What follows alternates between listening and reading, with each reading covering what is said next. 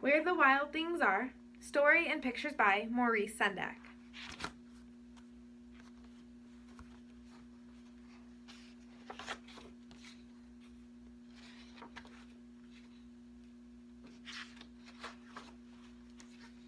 Where the Wild Things Are.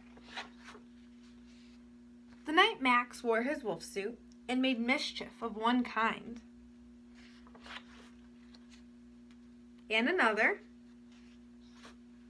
his mother called him Wild Thing, and Max said, "I'll eat you up." So he was sent to bed without eating anything. That very night in Max's room, a forest grew. And grew. And grew until his ceiling hung with vines and the walls became the world all around. Now, do you guys think that the forest is real? And an ocean tumbled by with a private boat for Max, and he sailed off through night and day. And in and out of weeks, and almost over a year, to where the wild things are. And when he came to the place where the wild things are, they roared their terrible roars and gnashed their terrible teeth and rolled their terrible eyes and showed their terrible claws. Now, do you guys think that the wild things are real? And do you guys think that the wild things are happy to see Max?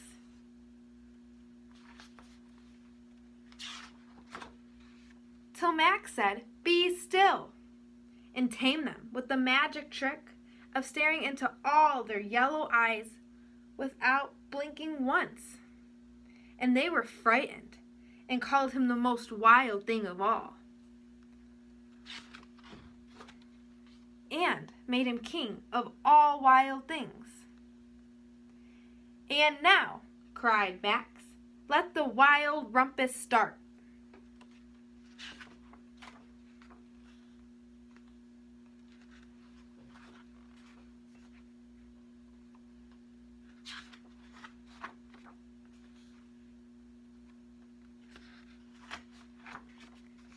"Now stop," Max said, and sent the wild things off to bed without their supper.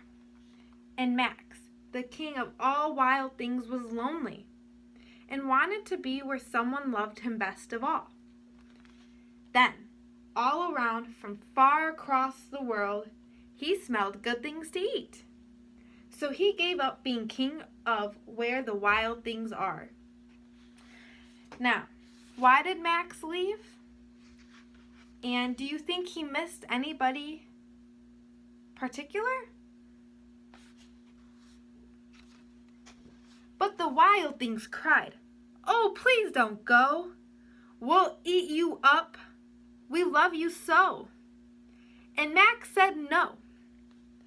The wild things roared their terrible roars and gnashed their terrible teeth and rolled their terrible eyes and showed their terrible claws.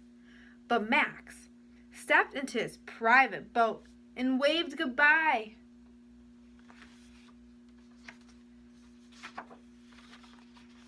And sailed back over a year and in and out of weeks and through a day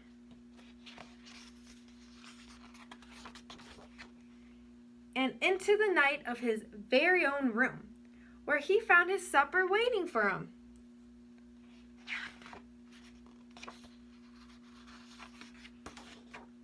And it was still hot.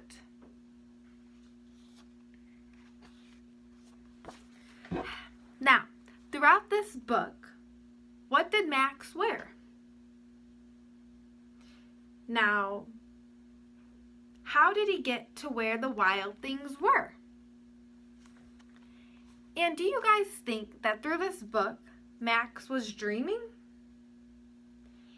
And lastly, do you guys remember how long it took him to get to where all the wild things were?